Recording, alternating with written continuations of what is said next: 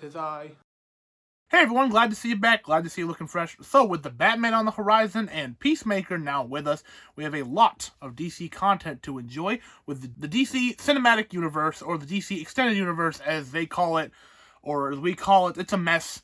But what if I told you that there is a second DC Cinematic Universe, one in the animated format, a collection of 16 films ranging throughout the 2010s, and not a lot of people talk about them, and there are some really good examples, such as the ones behind me. So let's go through this. Let's experience this cinematic universe, and let's talk about a side of the DC world that not a lot of people know about, and not a lot of people are talking about, because the whole direct-to-video kind of format rubs people the wrong way. Because it wasn't sent to cinemas, people are not as accepting and not as willing to give it a shot. But I'm here to tell you that there are some great gems hidden in here.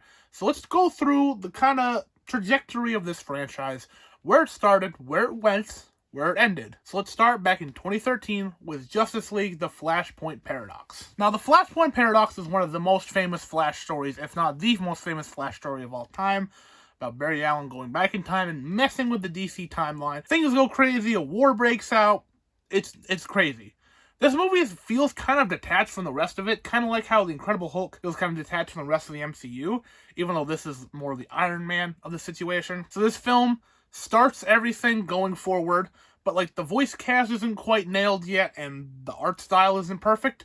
But this movie is really, really solid, and a really great introduction on what the Flashpoint Paradox is, and especially with the new Flash movie coming out, is a great time to watch that and understand the kind of stakes here of where the Flashpoint Paradox movie is and where the Flash movie could be going forward for the DCEU. I honestly believe the trajectory of these films is going to match what the DCEU does going forward. Going from that, of course, we have more Justice League films.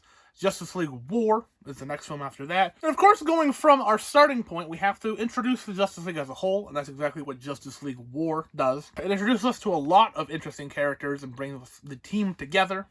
And from that, of course, we go to the next film, Son of Batman, which is, of course, about the son of Batman, Damian Wayne, who is a big player in this entire universe. This is sort of the point where the films really start to play into the next one and really become serialized, and to get the whole picture, it's better to go in bits and chunks, because this whole franchise goes in weird little arcs that you wouldn't perfectly expect, and to have the whole thing, it's perfect to just start the beginning and work your way towards the end. And then after we introduce Damian Wayne, we then introduce Aquaman, which is a weird jump, and it's weird that Aquaman wasn't in already, but Throne of Atlantis introduces Aquaman into this universe and has a whole new underwater adventure to go on. And then we jump back to a Damian Wayne story with Batman vs. Robin, which is a pretty goofy title, because if you imagine Batman vs. Robin, you'd imagine it wouldn't be a very long fight.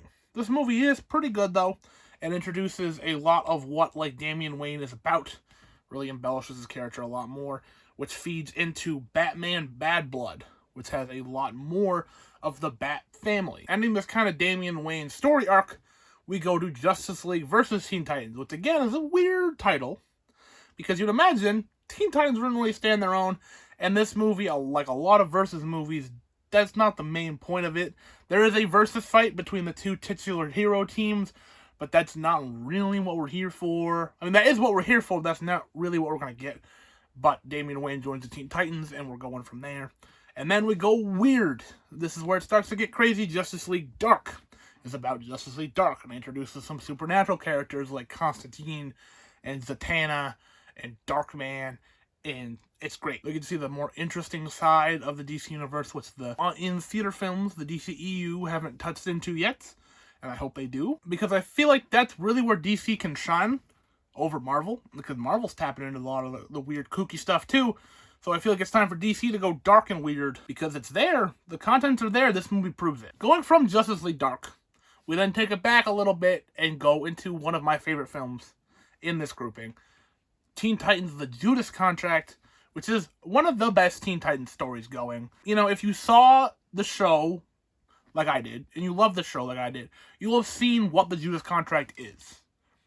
But get to see it again and get to see it focused on is great.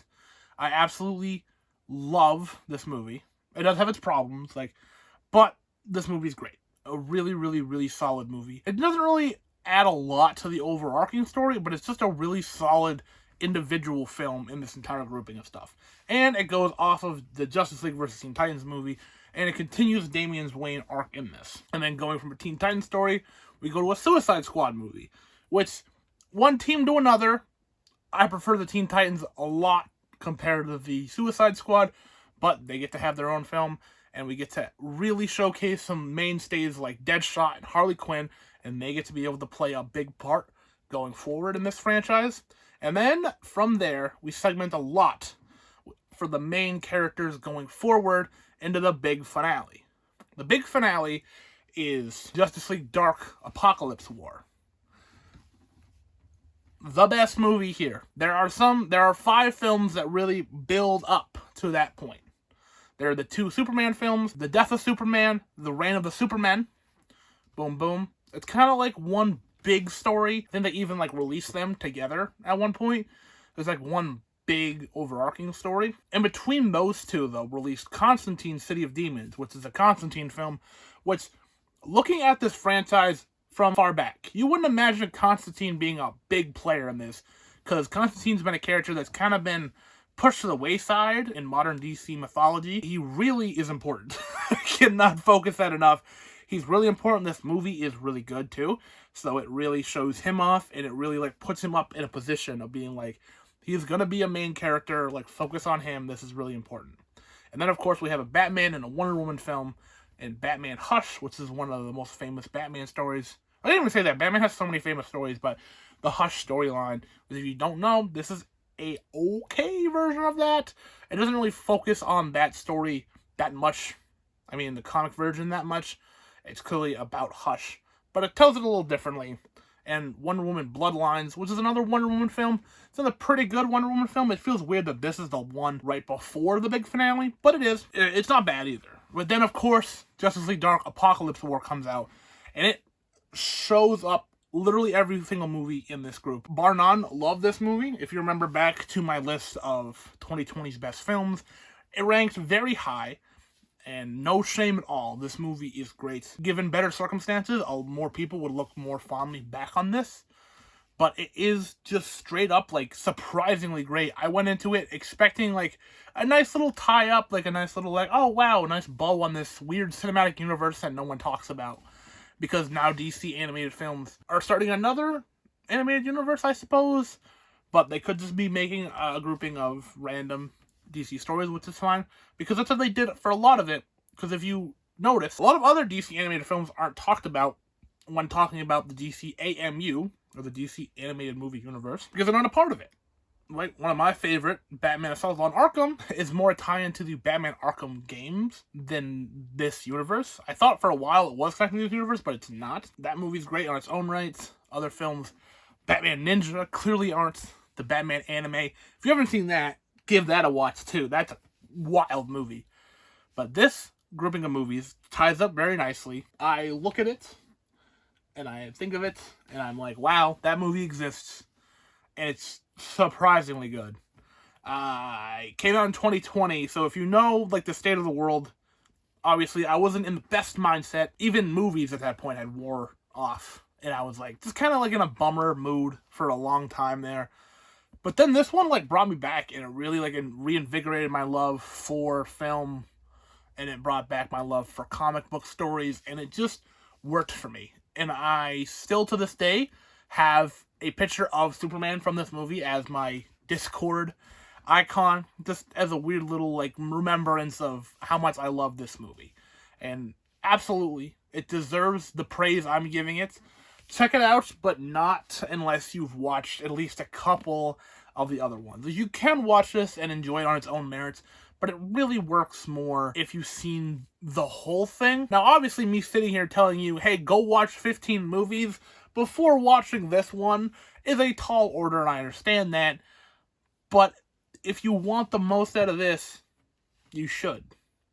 It's like when Endgame came out, sure, you can watch it on its own merits and enjoy it, but it works a lot better as a bookend to so many other things. And that's why I love it, because it does pay homage to a lot of stories. It gives a lot of characters their due. Unfortunately, it's a little too short for everything it tries to do here, which is a a complaint I don't throw around that often. I wish this movie was 3 hours long, but it's half that. It's 90 minutes somehow, and it throws in so many incredible stories. And really, I noticed I just wanted a chance to talk about this movie, one of the best DC films that no one talks about. So please, please, please, if you do feel the urge to watch this, I'll break all right here. If you do feel the urge to watch this movie, please do it. You will not be disappointed. This is one of the best films of 2020. This is one of my favorite films in the DC anything. A phenomenal film, and it deserves to be watched after watching a bunch of other stuff. So please, if you get the chance to check these movies out, please do. 16 movies is a lot, I understand that, but it's worth it. Trust me, it's worth it for the payoff here. Phenomenal film. Great little franchise that no one talks about, and hopefully, maybe, DC will make another animated universe, and we can enjoy that as well. That'll about do it for me. If you have seen these, please let me know what one was your favorites. If you're going to check any of them out, which one do you want to check out? Because any place other than the last one is a pretty good place to, like, jump in. Obviously, like, there's a little arc, like I said, the Damian Wayne arc, and you'll be confused, like, well, how the heck, why is he, like, being dropped off by Batman to the Teen Titans without any really, like, introduction here? But it's really not too hard to, like, figure out, like, oh, there's a movie before this that explains that. Please let me know if you have seen these. If not, please check them out. Which one are you most excited about? And that'll about do it for me. Thank you so very much for watching. As always, like this if you like this, subscribe if you haven't already, and I will see you at some point.